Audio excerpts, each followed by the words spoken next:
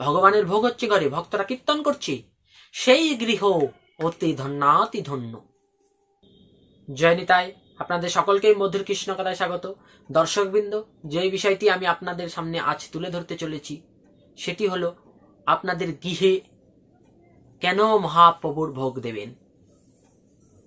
এই যে বিভিন্ন ভক্তজন আমরা দেখে থাকি যে বিভিন্ন ভক্তজনের বাড়িতে মহাপ্রভুর ভোগ হয়, কেন আপনাদের এই বাড়িতে মহাপ্রভুর ভোগ দেবেন, কারণ কি মহাপ্রভুর ভোগ দেওয়ার? তো এই কারণটি কেন আমরা এই মহাপ্রভুর ভোগ বাড়িতে দেব, এইটি আমি আপনাদের আজ এই ভিডিওটিতে আলোচনা করব। আপনারা সম্পূর্ণ ভিডিওটি মনোযোগ দিয়ে শ্রবণ করুন। প্রথমেই বলা হয় যে মহাপ্রভুর ভোগ। যখনই বলা হয় মহাপ্রভুর ভোগ, তখনই আমাদের অন্তরে একটি শান্তিময় অবস্থা বিরাজ করে। কেন কলিযুগ পাবন অবতার ভগবান শ্রীকৃষ্ণ চৈতন্য মহাপ্রভুর ভজন যদি কেউ একবার করাতে পারেন, তার অন্তিমে সে ভগবানের চরণ লাভ অবশ্যম্ভাবী, কেউ আটকাতে পারবে না।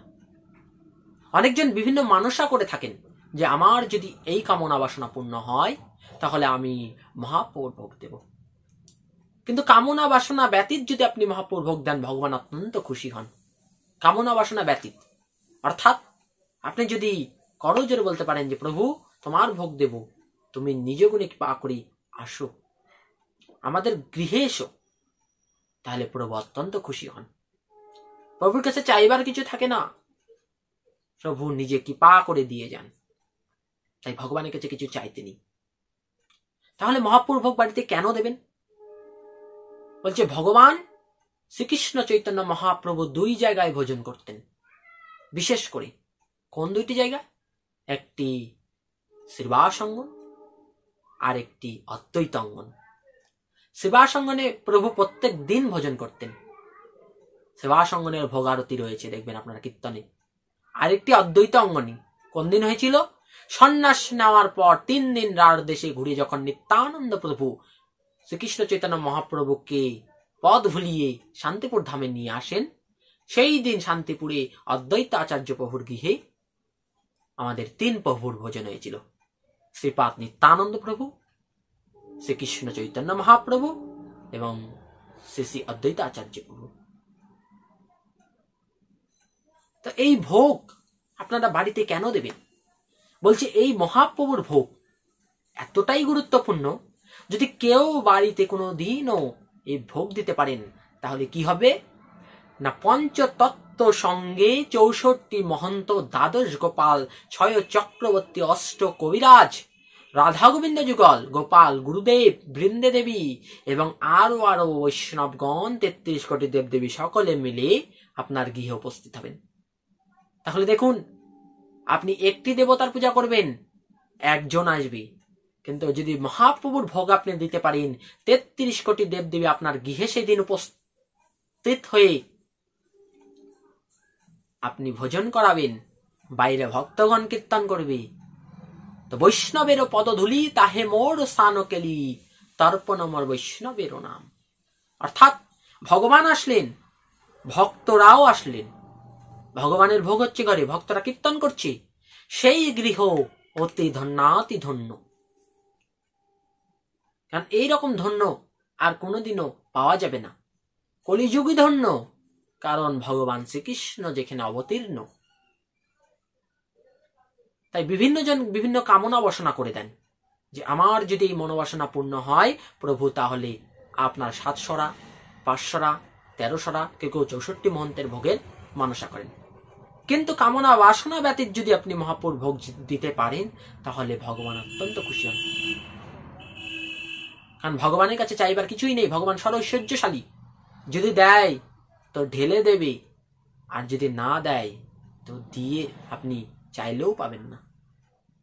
তাই প্রভুর কাছে প্রার্থনা করতে হবে আপনাদের যে প্রভু আমার দেওয়ার মতো কিছুই নেই, তুমি কাঙ্গালের ঠাকুর, তুমি কাঙ্গাল গৃহে এসে এই ভোজন করো, মহাপ্রভুর ভোগ আমার দেওয়ার ইচ্ছা, তুমি এসে গ্রহণ করো, আর তুমি যদি চাও তো আমায় কৃপা করো যাতে অন্তিম কালে তোমার শ্রী চরণ লাভ করতে পারি। এই ভোগ দেওয়ার পর বলতে হবে। আর এই ভোগ দেওয়ার পর সেই প্রসাদ আপনি যখন বিভিন্ন বৈষ্ণব জনকে দেবেন, তারা সেই প্রসাদ পাওয়ার পর তার আশীর্বাদ করে যাবেন যে এই গৃহ ধন্য হোক। এই যে বৈষ্ণবের কথা, আশীর্বাদ দেখবেন, আশীর্বাদ আর অভিশাপ মুখ থেকে কখনো ভেবে চিন্তে আসে না। আপনি প্রণাম করবেন, আশীর্বাদ তৎক্ষণাৎ হয়ে যায়। আপনি কোনো শয়তানি কাজ করবেন, অভিসম্পদ তৎক্ষণাৎ হয়ে যায়। তো এই দুটো জিনিস কখনো বলে কয়ে আসে না। এই দুটো জিনিস না ভগবানের আশীর্বাদের মতন। ভালো কাজ করবেন তৎক্ষণাৎ আশীর্বাদ, খারাপ কাজ করবেন তৎক্ষণাৎ অভিশাপ। তাই ভগবানের যখন ভোজন আপনি করাবেন, সেই গিয়ে যখন খোলকর্তা হবে, যে কীর্তন হবে, সেইখানে যখন 33 কোটি দেবদেবী বিরাজমান থাকবে, সেইখানে ভগবান থাকবেন। আর আপনি যখন বিভিন্ন বৈষ্ণবজনকে সেবা দেবেন, তাতে ভগবান সন্তুষ্ট হয়ে আপনার উপর অবশ্যই কৃপা বিস্তার করবেন, আপনাকে অবশ্যই কৃপা করবেন। ভগবানের কৃপা পেতে দেরি থাকে না। ভগবান কৃপা করে বসে আছি, কিন্তু রাস্তাটা আমরা বুঝি না। রাস্তাটা আমাদের বাঁকা। সোজা রাস্তায় চলতে হবে। সোজা রাস্তায় কিভাবে ভগবানকে পাওয়া যায়? সোজা রাস্তায় ভগবানকে পাওয়া যায় একমাত্র ভক্তির দ্বারা। আর এই মহাপ্রভুর ভোগ বাড়িতে দিলে কি কি হয়? এই মহাপ্রভুর ভোগ বাড়িতে দিলে ভূমি বাস্তু দোষ কেটে যায়। যেই গৃহে মহাপ্রভুর ভোগ হবে, সেখানে যখন কীর্তন খোল করতাল বাজছে, ভূত প্রেত পিশাচ কেউ কোনোদিন আক্রমণ করতে পারবে না। কারণ যেইখানে 33 কোটি দেবদেবী রয়েছে, সেইখানে কোনোদিনও ভূত প্রেত অসুর পিশাচের ক্ষমতা নেই আক্রমণ করার। আর এই মহাপ্রভুর ভোগ বাড়িতে যখন আপনি অর্থ ব্যয় করে দেবেন, ভগবানের পেছনে যদি আপনি অর্থ ব্যয় করেন, সেই অর্থ কোনোদিনও খালি যায় না। যেদিন আপনার ভবপারের অর্থাৎ অন্তিম কালের যাত্রা শুরু হবে, সেই দিন যদি আপনার কোনো পুণ্যও না থাকে, ওই যে আপনি একদিন মহাপ্রভুর ভোগ দিয়েছেন, তাতে যে অর্থ ব্যয় করেছেন, তার দ্বারা ভগবান আপনাকে নৌকাতে চড়িয়ে ভবপার করে দেবে। পরম করুণ দয়াল শ্রীকৃষ্ণ চৈতন্য মহাপ্রভু, শ্রীকৃষ্ণ রাধারানী নিত্যানন্দ এমন দয়াল হয় নাই, আর হবার নয়। এই মহাপ্রভুর ভোগ আর বাড়িতে দিলে কি হয়? এই মহাপ্রভুর ভোগ বাড়িতে দিলে পারে যত 33 কোটি দেবদেবী রয়েছে, সেইখানে বৃন্দাবন ধাম, নবদ্বীপ ধাম, শ্রীক্ষেত্রপুরী ধাম, দ্বারকা ধাম, চারিধাম এবং শ্রী গোলক ধাম, বৃন্দাবন ধাম, সর্বতীর্থ সেখানে বিরাজমান হয়, সর্বধাম সেখানে বিরাজমান হয়। কারণ গানেই বলছি, যেথায় হয় নাম সংকীর্তন, সেই তো জানি হয় নববৃন্দাবন ধাম। যেথায় সাধুগুরু বৈষ্ণবের আগমন, সেথায় হয় বৃন্দাবন। তাই ভগবান যেখানে থাকে, সেইখানেই বৃন্দাবন ধাম বিরাজ করে। তাহলে আপনার গৃহে যখন মহাপ্রভু ভোগ হবে, সেখানে যখন বিভিন্ন দেবদেবী, যখন ভগবান শ্রীকৃষ্ণ চৈতন্য মহাপ্রভু, নিত্যানন্দপুর, অদ্বৈতাচার্য প্রভু, গদাধর পণ্ডিত, সুভাষ পণ্ডিত, রাধাকৃষ্ণ যুগল এবং আরো ভগবান দেবদেবীরা থাকবে, সেইখানে ধাম বিরাজমান হবে। তো আপনারা সকলেই যারা মনোবাসনা করে আছেন, বা যারা অর্থের অভাবে ভোগ দিতে পারেন না, তারাও চেষ্টা করবেন।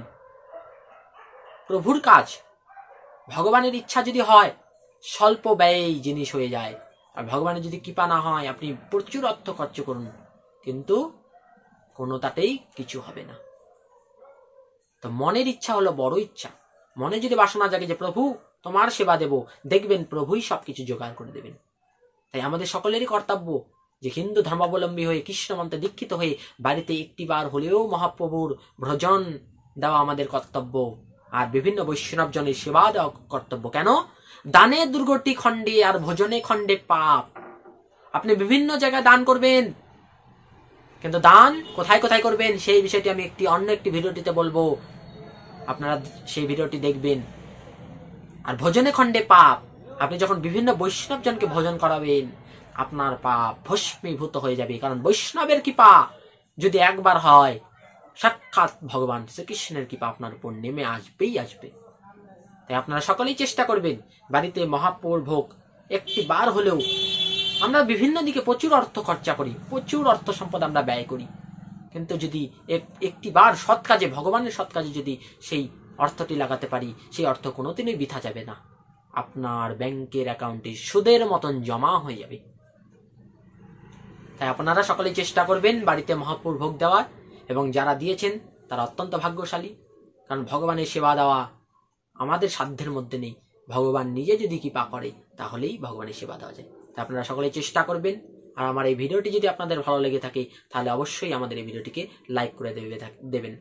আর আমার যদি কথার মাঝখানে যদি কোনো অপরাধ হয় আপনারা আমার অপরাধ ক্ষমা করে দেবেন। জয় নিতাই, জয় গৌর। আজকে এখানেই সমাপ্ত। হরে কৃষ্ণ।